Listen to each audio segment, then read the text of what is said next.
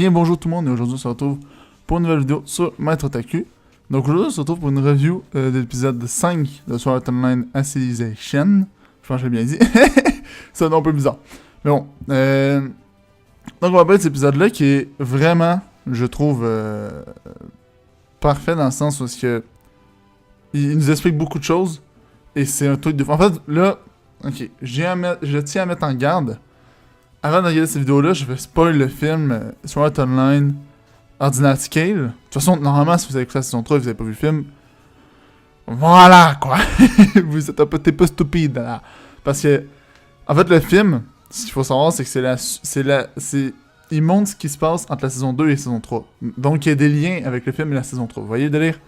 Il y a des très très gros liens, donc c'est très important de l'écouter. Donc, vraiment, si vous écoutez cette review-là, vous avez écouté l'épisode 5, vous n'avez pas tout compris, allez voir le film. Allez voir, lâchez la vidéo, maintenant, tac, vous coupez la vidéo, vous allez voir le film, ensuite vous revenez, ben je spoil, voilà. Donc je vous prie, non mais je vous prie, Donc on commence l'épisode directement avec enfin le retour à la réalité, donc enfin on voit ce qui s'est passé.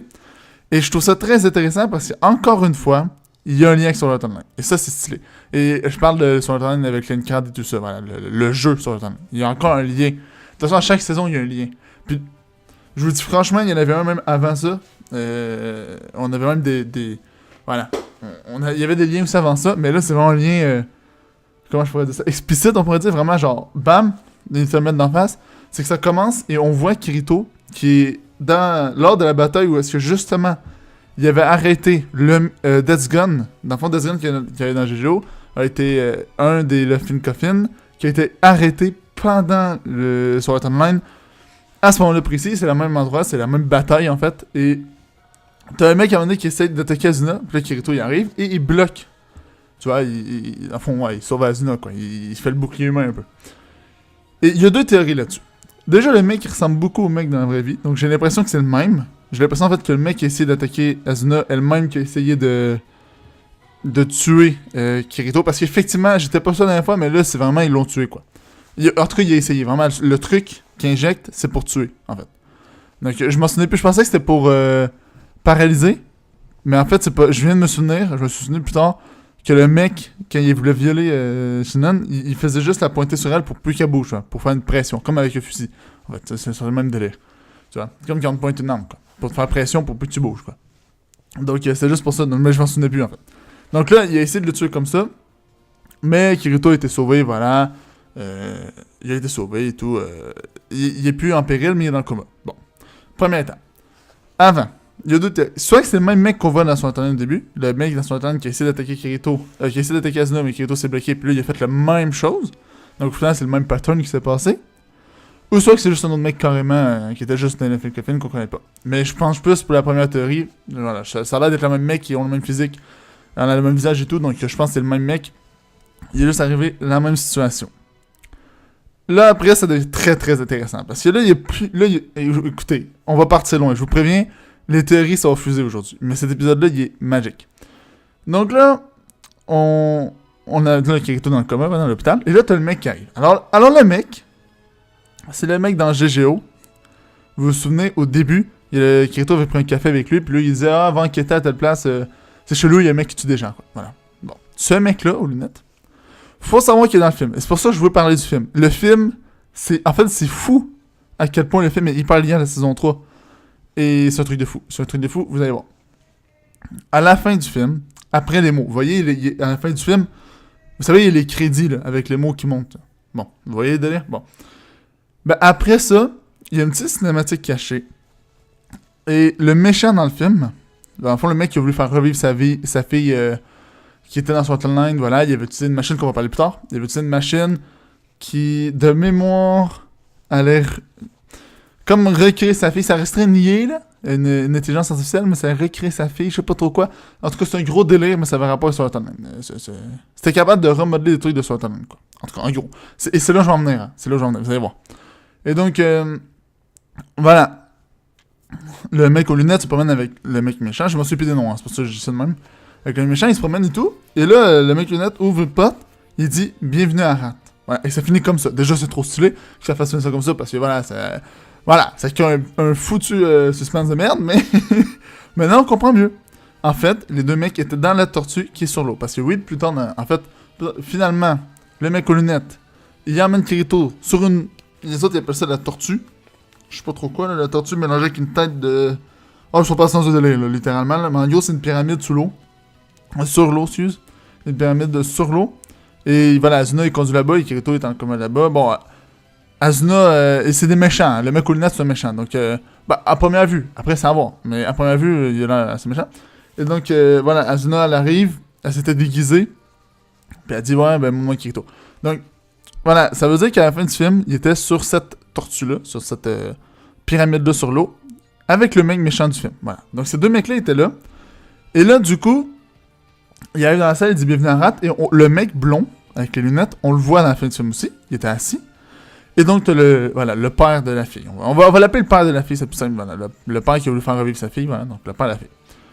Donc voilà, les trois sont venus là à la fin du film, puis il dit bienvenue à Rat, on voit l'image de Rat au fond. Donc voilà, on comprend que le père de la fille est à celui-là. Maintenant, on va passer à ce qui s'est passé dans les épisodes, ok? Vous allez voir, ça va partir là, vous allez voir.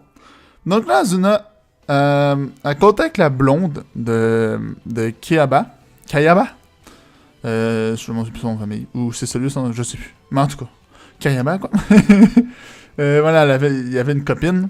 Donc, Asuna contacte cette copine-là. C'est la première fois qu'on la voit, d'ailleurs. Et je trouve ça stylé. J'aurais pas cru qu'il y aurait ça. Qu'il y avait une copine, ça me surprend. Je sais pas pourquoi, mais dans ma tête, c'était même pas logique. Je sais pas pourquoi. Je sais pas. Mais voilà. Donc, en gros, Asuna contacte sa copine. Il dit, ah, regarde, ils font des trucs chelous à mon mec. Viens avec moi, je vais me déguiser et tout. Donc là, il réussit à passer par-dessus les protections de sécurité. Après, il n'y a pas d'état d'Asuna, je sais pas trop comment là, elle l'expliquer vite fait, mais ça, j'ai pas trop compris, là, mais bon, je pense pas que c'est important de toute façon. Donc là, Asuna était déguisée, puis là, elle enlève son déguisement, puis elle dit au mec aux lunettes, qui est le méchant, genre, je t'emmerde, montre-moi où est Kirito. Voilà, ça finit comme ça. Là, on va entrer dans la phase théorie. Donc là, c'est très important de me suivre, parce que je vais partir loin. Comme je vous ai dit, il y avait une machine dans le film qui permettait de reproduire des trucs de SAO, ok? Si vous regardez bien l'opening, et là je mets des images de l'opening, je vous promets, je mets des images en fond pour m'expliquer, je sais absolument je fais pas ça, mais là je vais prendre le temps, je pense, parce que c'est très important. C'est tout simplement très important, vous allez voir par vous-même. Déjà dans l'opening, on voit ce cube-là, et donc ce qui veut dire qu'il fait partie de la saison 3. Donc je sais pas à quoi qu'il sert, parce que le monde Rat, c'est pas SAO, on est d'accord. Mais Kirito a les mêmes compétences. Donc il y a un lien avec SAO. Et je pense que c'est cette machine-là qui reproduit les compétences de SAO. Peut-être parce que les mecs avaient la flemme.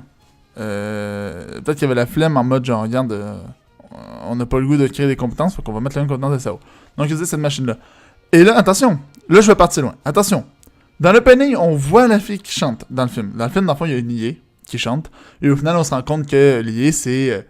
voilà, c'est elle qui était supposée devenir la fille du mec, quoi, du père. Là, tu vois, elle était supposée à la fin du processus, elle était supposée revenir en vie. Je sais pas trop quel délai. On la revoit dans l'opening. Au début, je trouvais ça bizarre. Déjà, saison 3, je voyais pas le lien. Maintenant, je vois le lien. Je crois. Parce que dans l'épisode, à un moment donné, le mec Greennet dit, voilà, on est trois. Je te présente le mec, le roux. Voilà, il présente le roux. Ouais, c'est monsieur, tatatank, ok. Il présente ça à la bande. Ils savent pas que son assistante, c'est Asuna, là, à ce moment-là. Là, il dit, il y a moi. Et la troisième personne, je vais vous montrer plus tard. Mais en fait, la troisième personne, c'est juste le père de la fille, en fait. Vous voyez? Donc, en fait, il n'y a aucun suspense, ça. Si t'as écouté le film, tu comprends direct. En tout cas, si c'est pas lui, il y a de quoi que j'ai pas compris à qui il parle. Si c'est pas lui, là, il y a quelque chose que j'ai pas compris, là. Parce que vraiment, c'est supposé être le père de la fille et la troisième personne qui veut pas dire dans cet épisode-là. Donc, désolé pour ceux que je spoil. Mais voilà. C'est à vous d'écouter le film, hein. Bon. Donc, voilà. Je vais pas très loin, je sais, mais vous allez voir. Donc, la troisième personne, c'est pas la fille. Et donc, je crois que le mec aux lunettes a fait un contrat avec le mec par la fille. Il a dit, écoutez, monsieur, on va créer un monde Rat, aidez-nous, vous avez des bonnes connaissances, tout, on va vous faire revivre votre fille. Voilà, votre fille, elle va revivre, tranquille, mais en échange, il faut nous aider, toi, à créer le monde de Rat, et voilà, regardez ce secret, on a besoin de vous et tout ça. Admettons, bon. Donc, ils sont trois à travailler sur le projet pour l'instant. Il voulait inviter la quatrième personne, l'élément manquant, parce qu'il dit qu'il faut que ça cadre. Alors ça, je comprends pas pourquoi. Il doit avoir un lien, il doit avoir un délire. Mais voilà, la copine de Kayaba, fallait qu'elle soit là. Bon, finalement, elle est trahie un peu, tu vois, elle se met du côté des gentils, c'est bien. Et voilà, donc c'est très très stylé. Et là, on va passer aussi. Donc, c'est ça, ma théorie en gros. Ben, c'est pas vraiment une théorie, c'est plus une analyse de. Ça va être le père de la fille et le troisième personnage. Tout est lié avec Rat. Et c'est pour ça qu'on voit la fille qui chante dans l'opening. Je comprenais pas au début, maintenant je comprends. Maintenant, on va passer à autre chose aussi. Kirito, il est dans le coma. Pourtant, il est dans le monde... On se pose des questions depuis le début. Il est dans le monde d'Arat. Bon, j'ai une théorie pour ça. Ici, le monde d'Arat était réel. Alors, je m'explique. Déjà, il y a plusieurs points à aborder par rapport à ça. Je vais faire ma petite théorie rapide. Les personnages... Alors, encore une fois, il fallait écouter Ordinal Scale. Mais dans Ordinal Scale, il y a un truc qui se met sur l'oreille qui fait que le virtuel est dans le réel. C'est très chelou. Allez écouter le film, vous allez comprendre. Mais voilà, ça veut dire que, par exemple, ils peuvent jouer à Pac-Man sur la table de la cuisine. Vous voyez le délire? Parce que ça crée un monde virtuel dans le monde réel. Je sais pas si vous voyez où je veux en venir, là. J'ai l'impression qu'ils ont fait le même délire. Alors, pas nécessairement avec le même engin, pas nécessairement avec le truc qui va à l'oreille. Mais je pense que le cube que je parlais au début, qui permet de créer sa fille, tu vois, au père, voilà, qui voulait faire revivre sa fille grâce à ça, je pense que ce cube-là est capable de reproduire le même délire. De reproduire un monde virtuel dans un monde réel. Vous voyez où je veux en venir? Oh, on y va petit à petit. Parce que c'est très réaliste, parce que oui, certes, dans RAT, ils ont une interface avec la durabilité et tout ça, mais ils peuvent avoir le même délire dans Ordinal Scale. Vous voyez le délire? Dans Ordinal Scale, les équipements avaient de la durabilité. Pourtant, c'était dans la vraie vie.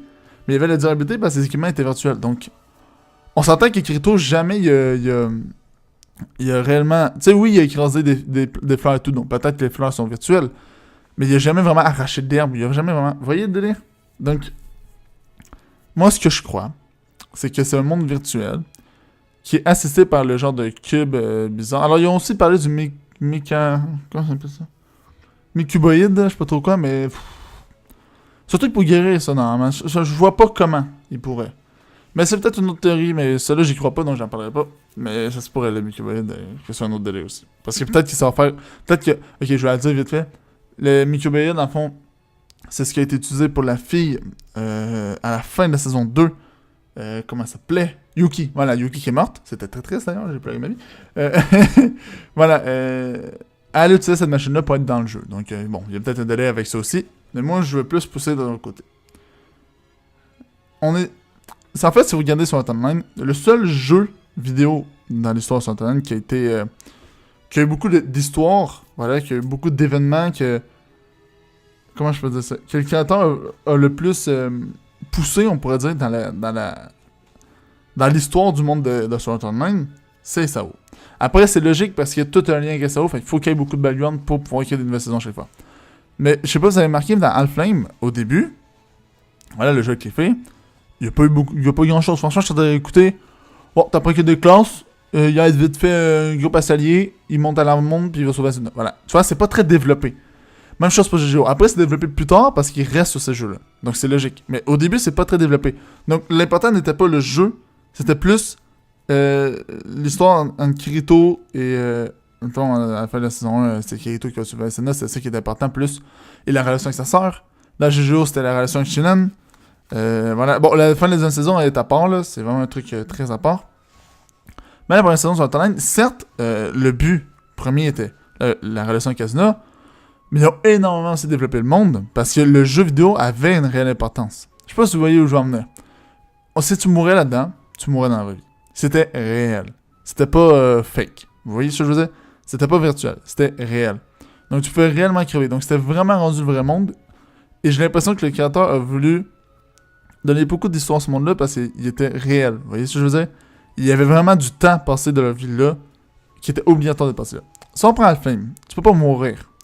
Il n'y a rien de réel, rien de virtuel. Et donc, ça sert à rien de s'attarder sur le jeu tout de suite. Il savait qu'il y aurait le temps après. Même chose pour GGO, qu'il y aurait le temps après de développer l'univers. Avec au pas, à la limite des spin-offs, des trucs du genre, mais il savait qu'il y avait le temps, le mec. Dans les Sword Art Online, c'est plus compliqué, disons. Vous voyez? De revenir sur Sword Art Online. Donc, il a voulu développer. Ici, c'est le même délai dans RAT. Oui, je pars loin. Je sais, je pars très loin, là. Mais dans RAT, imaginons que c'est comme dans Ordinal Scale. Dans Ordinal Scale, je vous rappelle, même si c'est virtuel, même si c'est le virtuel dans le réel, je veux dire, le mec s'y arrive, puis il te casse le bras, il te casse le bras. Je sais pas si vous voyez où je vais en venir. C'est peut-être le même délire dans RAT. Après, c'est sûr, Kirito s'est-tu déjà fait blesser d'ailleurs? Je crois que Kirito s'est jamais fait blesser. Est-ce qu'il s'est fait blesser dans le combat? Je suis plus sûr. Ça, à vous de m'aider dans les commentaires. Est-ce qu'il s'est fait blesser? On va passer dans l'optique qui s'est pas fait blesser. De toute façon, il s'est fait blesser. Ouais, j'avoue, ma théorie marche pas. Mais on va dire, mais il me semble qu'il s'est pas fait blesser. Je crois que non. Pour vrai, j'ai vraiment pas mémoire. Hein. Non, il s'est pas fait blesser. Et donc, voilà, maintenant Kirito, peut-être que s'il se blesse dans ce monde-là, ou que voilà, il meurt par des monstres, il meurt pour vrai. Vous voyez où je veux en venir? Parce que finalement, c'est la réalité, mais il y a du virtuel. C'est chelou, je sais, c'est très chelou. Mais faut écouter Ordinal Scale pour comprendre. Ce que je veux dire dans le réel, dans le virtuel et dans le réel, là, faut écouter sur Ordinal Scale, vous allez comprendre ce que je veux dire direct, là. C'est comme la réalité augmentée. Voilà, il appelle ça comme ça, là, mais bon. Et donc, très clairement, si Kirito meurt pour de vrai là-dedans, il meurt peut-être aussi dans la vraie vie. Et donc, ce serait logique. Et si Kirito est dans le coma, effectivement, il pourrait être dans le Mikuba. Je viens d'y penser, là. C'est vrai qu'il pourrait être comme le même délai que Yuki. Ouais, c'est vrai. Il pourrait être... Ouais, il pourrait être dans le Mikubaïd et être dans ce monde-là. Très clairement. Ça expliquerait pourquoi. Parce que dans le Mikubaïd, dans tel, il n'y a pas de... Il n'y a pas... Tu peux pas... Tu parles pas de ta mémoire, quoi, tu vois, tranquille. Mais t'as pas la mémoire du monde. Je sais pas si vous voyez, je pars loin, hein. Je pars vraiment loin. Mais ce que je veux dire, c'est que... T'as la mémoire du monde réel, mais t'as pas la mémoire du jeu. Tu sais, automatiquement. Ouais, parce que, voilà, ça s'est passé... Comme dans une autre vie, je pourrais dire. Donc... Ça serait ma théorie pourquoi il se souvient juste du monde réel. C'est dans le Cubid. S'il utilise la même machine, ça c'est encore chelou. Ça, on comprend toujours pas pourquoi il... Ça, c'est un autre délire. Ça, sûrement, ça va être expliqué plus tard. Mais bon. En gros, moi, je crois que c'est un monde de réalité augmentée. Voilà. Et, je crois que c'est pas pour rien qu'ils sont en mer. Donc, certes, en mer, on s'entend que t'es... Dans l'océan, voilà, t'es...